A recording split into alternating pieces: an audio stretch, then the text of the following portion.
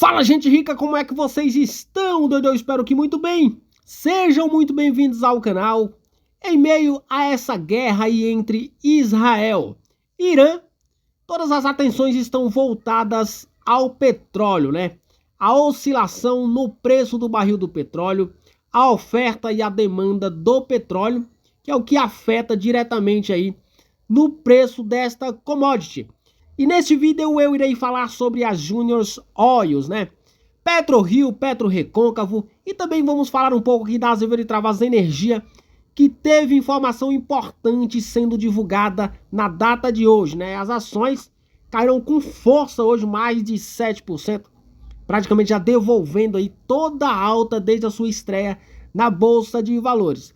Mas antes eu queria pedir para você que ainda não é inscrito no canal, se inscreva no canal, ative o sininho das notificações, para tu ficar por dentro dos assuntos. Aí já deixa aquele like, faz aquele comentário topline para dar aquele incentivo pro canal e interagir com a galera. E lembrando que o conteúdo deste vídeo não sugere recomendação de investimentos, tá? Trata-se apenas de um conteúdo para te deixar informado. Sem mais converseiro, bora logo para o que interessa.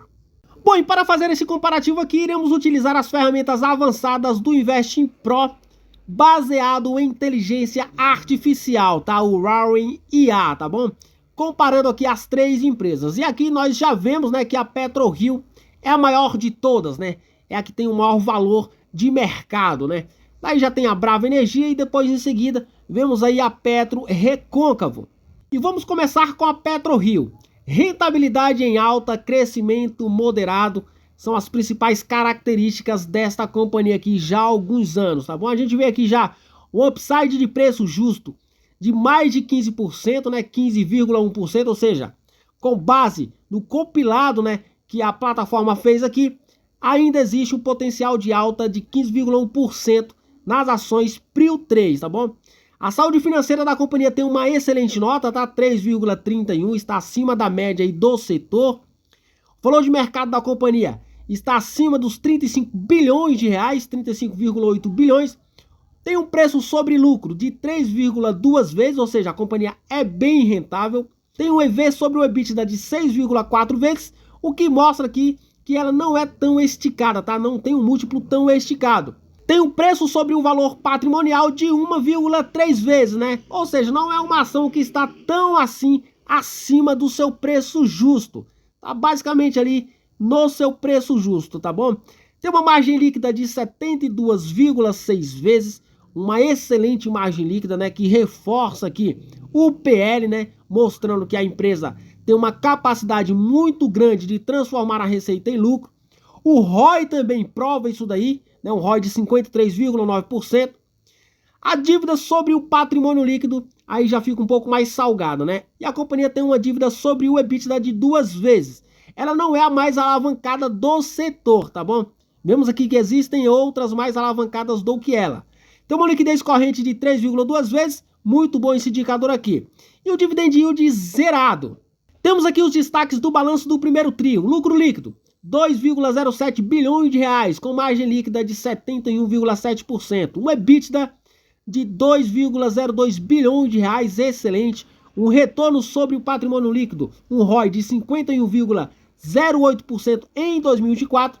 Uma geração de caixa robusta, né, de 256,81 milhões de reais operacionais no trimestre, porém um crescimento de receita desacelerando, com previsão de apenas 0,4% para 2025. O endividamento, como eu citei, está relevante, né? Uma relação dívida sobre o patrimônio líquido de 82,9, como citado anteriormente, ou seja, isso daqui já começa a ser um ponto negativo. Porém, como eu citei, ela não é a mais alavancada do setor, tá? Agora vamos aqui para as forças da companhia. Rentabilidade acima do setor, um ROI de 53,9% e margem EBITDA de 45,5% no primeiro trimestre. Crescimento robusto. Receita subiu 38,8% na comparação com o primeiro TRI de 24. E o EPS ajustado avançou 103,5%. Uma estrutura de capital saudável, tá? Liquidez corrente de 3,2 vezes e dívida líquida sobre o patrimônio de 67,3%, abaixo do segmento. Ou seja, como eu citei, apesar dela ser um pouco alavancada, está abaixo né, da média aí do setor. A recomendação é unânime, tá? Entre aí as casas de análises com um upside médio de 59,4%. Vocês percebam aí que a plataforma aqui está dando um upside de pouco mais de 15%. Porém, as casas de análise saem aí fazendo as análises deles e colocando os preços alvos dos caras aí, né? Com base, né? Obviamente, nas expectativas deles mesmos. Agora, como nem tudo são flores, né? Vamos para as fraquezas da PetroRio. Zero dividendos, como já mostrado aí, não distribui lucros, né? O que afeta investidores de renda, aqueles investidores como nós, né? Como eu, por exemplo, também aí, gostamos aí de ver aquela quirela caindo mensalmente. Uma margem bruta que caiu 50% em 2024 para 31,5% no primeiro tri agora de 25. Uma possível pressão aí de custos, tá? O endividamento subiu, né, 22 bilhões e 70 milhões de reais, mesmo com geração operacional forte. Agora as oportunidades. Como eu citei no início, a plataforma aqui deu um upside aqui de 15,1% no preço justo, né? Atualmente calculado aí em R$ 50,31, né? E R$ 68,00 de preço-alvo máximo dos analistas, né? Como vocês podem ver aí, o upside da plataforma está bem aqui dentro da normalidade. Já os analistas jogam aí como eles querem jogar, né? Novos campos podem destravar crescimento adicional, ou seja, a PetroRio, desde que ela surgiu, ela sempre se mostrou uma empresa de crescimento, tá? Não aquela empresa de dividendo. Agora vamos para as ameaças, né? Temos aqui a volatilidade do preço do petróleo global e risco regulatório e o crescimento desacelerando da companhia, né? Como já citado, a projeção de receita de apenas 0,4% para 2025. Agora vamos para a Brava Energia, né? Brave 3, que eu tenho aí uma quirela em carteira. Produção em alta e receita embalada, essa é a questão. E já vemos aqui que ela tem um upside maior do que o da PetroRio, né? 42,8%, né? Mas a empresa aí está numa certa desgrameira, né? Por isso que o mercado está colocando aí um upside maior, porque ela se recuperando tudo isso daí, né? A principal desgrameira da empresa é a alta alavancagem, tem aí um certo valor a ser destravado no papel. Ela fez aí a fusão com a Enalta e herdou aí algumas desgrameiras da Enalta e juntou com suas próprias desgrameiras também. E por isso que as ações da Brava Energia caíram com força aí nos últimos trimestres, né? E chegaram nesse patamar. Passando um vaso de inimigo aqui para atrapalhar, colocando o diabo de um funk aqui. Vemos aqui, além do upside, a saúde financeira da companhia tem uma boa nota, né? 2,47, apesar de ser inferior ao da PetroRio, ainda é uma boa nota. O valor de mercado é de 9,5 bi. A gente vê aqui que é um quarto do valor de mercado da PetroRio, né? Um PL bem esticado, né? De 61,6 vezes. E um EV sobre o EBITDA também mais esticado do que o da PetroRio. Ou seja, esses múltiplos aqui são bem esticados. Ou seja, a empresa vai precisar provar isso daqui. O preço sobre o valor patrimonial bem abaixo, né? Abaixo do seu valor patrimonial. Ou seja, a empresa atualmente a ação está com um desconto aí de 10%. Uma margem líquida bem baixíssima, né? Quase nada, ou seja, a empresa não está sendo lucrativa no momento. 1,6% é a margem líquida da companhia. O ROI idem também, né? Um ROI baixíssimo, que também comprova que a empresa não está sendo rentável atualmente. 1,8% de ROI. Agora vemos aqui, ó, dívida sobre o patrimônio líquido. Lembra que eu citei que a PetroRio não era mais alavancada? A Brava bem alavancada, ou seja, alavancadíssima. 195,6% é a dívida sobre o patrimônio líquido. A dívida sobre o EBITDA também 5,1 vezes, mostrando aqui que a empresa está muito alavancada. A liquidez corrente é de 1,4 vezes, ou seja, está bem apertado aqui, a margem da companhia está bem apertada, então a empresa precisa voltar a ser rentável, tá? E a empresa atualmente não distribui dividendo também, ou seja, nesse quesito está empatada aí com a Prio, tá? Nos destaques do balanço do primeiro trimestre, vemos aqui crescimento operacional, né? Expansão de produção de mais de 8% em um mês. Diversificação geográfica, esse aqui é um ponto positivo da companhia, porque ela não atua apenas no onshore, como a Prio, ela atua também no offshore, né?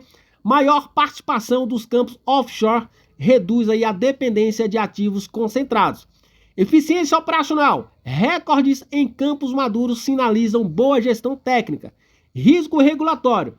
O setor de óleo e gás no Brasil enfrenta ambiente regulatório complexo e possíveis mudanças em royalties ou licenças podem impactar os resultados da companhia. Volatilidade de receita, né, com preços internacionais do petróleo seguindo aí voláteis devido aos conflitos no Oriente Médio e podendo também afetar as receitas futuras da companhia.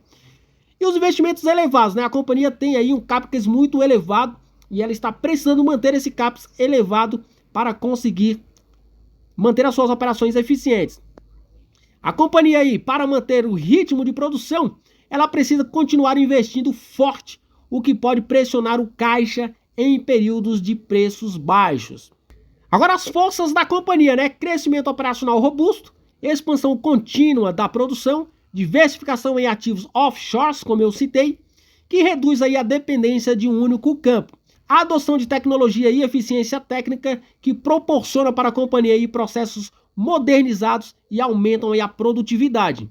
Agora as fraquezas da companhia, tá? Pressão sobre margem, né? Custos elevados de operação offshore que impactam a rentabilidade, a necessidade constante de investimentos, como eu citei aí o CAPEX elevado, e a exposição a riscos de execução, né, que são aí as operações complexas que elevam a probabilidade de atrasos. Agora as oportunidades, né? Aproveitamento do ciclo de alta da commodity, que possibilita aí a captura de preços favoráveis no mercado internacional, a expansão para novos campos ou aquisição de ativos, que possibilitam aí oportunidades de diversificação geográfica e aumentam também as reservas da companhia. Potencial para projetos de transição energéticas, né, que são iniciativas aí em sustentabilidade que podem atrair investidores e financiamento verde. Agora, como não tudo são flores também, temos as ameaças, né? Risco regulatório e fiscal, né, que pode aí desencadear aí mudanças em regras de licenciamento e impostos que também podem afetar projetos. Oscilação do preço do petróleo, que causa aí volatilidade internacional e pode comprometer as receitas, a pressão ambiental e social, com exigências de sustentabilidade e governança que podem elevar os custos. Todos esses dados aqui foram compilados, né, da inteligência artificial do Rowan IA, tá bom? Se você quiser ter acesso a essa ferramenta aqui, eu deixarei o link aqui na descrição do vídeo com um cupom de 15% de desconto, tá bom? Você assinando através desse link, você já garante 15% de desconto e o acesso de todas as utilidades dessa ferramenta aqui na palma da sua mão, para você não errar na hora de investir, tá bom? E garantir aí uma performance vencedora da sua carteira no curto, médio e longo prazo. Então assine o Investe em Pro e garanta o sucesso da sua carteira. Agora vamos para PetroRecôncavo, né? Resiliência em meio a obstáculos. O upside de preço justo de 32,9%, uma excelente saúde financeira, tá? Uma nota de 3,24%. Muito bacana aqui a exemplo da Prio. O valor de mercado de 4 bilhões e meio, né? Ela é a menor das três, tá bom? E um PL de 8,3 vezes, tá? Nesse quesito aqui ela está mais descontada do que a Brava Energia. Um EV sobre o EBITDA de 3,2 vezes, também um múltiplo bem baixo. E um preço sobre o valor patrimonial de 1. Praticamente aqui dizendo que a empresa está no seu preço justo atualmente. Uma margem líquida excelente, né? De 16,4%. Uma margem líquida boa. Um ROI bacana também de 12,2%. A gente considera sempre um ROI bom, né? Acima de 10%. Uma dívida sobre o patrimônio líquido de 42%, né? A menos alavancada aqui do setor comparando com as três, tá bom? E uma dívida sobre o EBITDA de 0,5 vezes, ou seja, a mais enxuta no quesito alavancagem. A liquidez corrente de 2,5 vezes e um dividend yield de 5,6%, ou seja, então ela ganha nesses dois quesitos aqui da Prio e da Brava, tá? No quesito alavancagem e no quesito dividendo. Nos destaques do primeiro TRI, vemos um lucro líquido de 227,53 milhões de reais, né? Com 3,4% de margem. Dividend yield expressivo, 21,6% em 2024. Baixo endividamento, como eu citei, a dívida sobre o patrimônio de apenas 42,8%. Uma geração de caixa operacional forte de 505,1 milhões de reais no primeiro TRI. Só que a receita veio abaixo da expectativa, né? 860,75 bilhões de reais, quando a meta era de 879,6. Pressão em produção foi negativa aí, né? Menos 1,7% na produção de maio. parada em Campo da Bahia por ordem da ANP. Então isso aqui foi justificado, tá bom? Uma margem líquida bem inferior à da Prio. Então assim, as margens são menores, são mais apertadas do que a da Prio, só que ela tem esses diferenciais aqui, tá? Baixa alavancagem e ela distribui parte do seu lucro. As forças da companhia, dividend yield altíssimo, né? 21,3% no primeiro tri, como citado, com um payout aí de 177% em 2024. A estrutura financeira da companhia é sólida, tá? Uma dívida sobre o PL de 42%, como citado, né? E uma alavancagem de apenas 2,5 vezes. Resiliência operacional, crescimento de receita, 15,6% e ROI de 12,2%, como citamos. Porém, nem tudo são flores, né? A empresa também tem as suas fraquezas. Baixo crescimento previsto.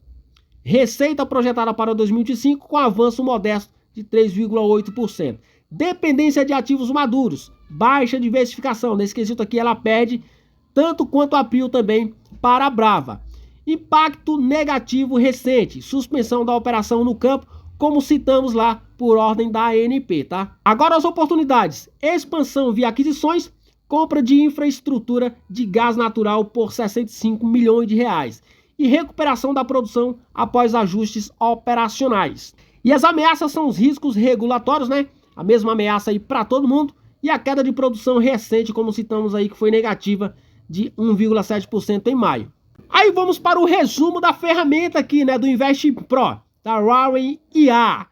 Na Prio, para quem aceita volatilidade e risco em busca de máximos retornos, com foco em valorização, não dividendo, lidera em rentabilidade, mas enfrenta maior risco financeiro. Na Brava, escolha conservadora, menor risco, crescimento gradual e proteção em cenários adversos, é a mais defensiva, né? Ideal para perfis cautelosos. Na Petro Recôncavo, opção equilibrada para renda e crescimento moderado, com olhos atentos ao operacional. Entrega de renda com menor alavancagem, mas exige atenção à execução. Ou seja, na questão aqui das operações da companhia, ela fica um pouco aquém da Prio e da Brava. Agora, como a guerra do Oriente Médio afeta essas empresas aqui, né? A gente perguntou aqui para a ferramenta, né, para o Warren IA, e ele respondeu o seguinte: impacto imediato, volatilidade elevada e pressão de alta nos preços globais do petróleo que podem beneficiar as receitas de exportadores. No entanto, riscos geopolíticos aumentam o prêmio de risco, podendo afetar custo de capital e percepção de segurança dos investidores. Riscos e oportunidades para as três petroleiras aí, né? A alta do petróleo tradicionalmente impulsiona receitas e lucros das petroleiras, especialmente exportadoras como a Prio. Volatilidade e incerteza. Investidores tendem a buscar ações defensivas, né? Fluxo de caixa estável, dividendos, são os exemplos. Em crises, favorecendo aí a Petro Recôncavo nesse quesito aqui. Custo de capital. Aumento do prêmio de risco global pode encarecer a dívida das companhias, impactando quem tem balanço mais alavancado, como o caso aí da Brava. Cadeia de suprimentos. Disrupções logísticas podem afetar custos, especialmente para empresas menores ou com operações menos diversificadas. O que monitorar daqui para frente? O preço do Brent, né, o barril do petróleo. Cada alta repentina pode impulsionar a Prio e em menor escala as outras duas. Fluxo de caixa. Empresas com geração de caixa saudável resistem melhor a choques. O câmbio também, tá bom? A valorização do dólar pode beneficiar exportadoras, mas pressionar custos locais. Política de dividendos. Em momentos de crise, empresas capazes de manter pagamentos se destacam como porto seguro, como é o caso aí da Petro Recôncavo, tá? Agora vamos falar da Azevedo e Travassos Energia, né, que apesar da queda expressiva no pregão de hoje, divulgou uma informação importantíssima por meio desse comunicado ao mercado aqui, referente à campanha de perfuração do Poço 3 AND5 em Andorinha, no Rio Grande do Norte. E a companhia informa que, em continuidade às atividades previstas no contrato de opção e cessão de participação firmado entre a sua subsidiária integral ATP e a empresa Petrovictor Energia Limitada, foram iniciadas nesta data as operações para perfuração do poço de extensão 3AND5 no campo de Andorinha sob o contrato, e aqui está o número do contrato, né? Os investimentos para a execução do poço ficarão a cargo da ATP. O poço, cuja profundidade final prevista é de 1.177 metros, tem como objetivo testar a produção de petróleo nas formações Açu e Alagamar e dimensionar a reserva provada do campo. A conclusão da perfuração do poço está prevista para 30/6/25, segunda-feira, e sua avaliação será feita na sequência com estimativa de duração de 30 dias. A depender dos resultados obtidos, a ATP poderá exercer a opção de adquirir e receber em cessão uma participação da Petrovictor na referida cessão. Então aqui é uma informação bastante importantíssima, né? Se tudo correr conforme o planejado, a companhia vai exercer a opção de adquirir esses poços aí e também uma participação da Petrovictor. Uma informação bastante importantíssima aí que mostra que a companhia, apesar da performance das ações, está se mexendo, né? Agora aguardamos aí a divulgação dos números de produção de maio que ainda não vieram, né? Beleza? O vídeo de hoje foi esse, espero que vocês tenham gostado. Forte abraço, até o próximo. Fui!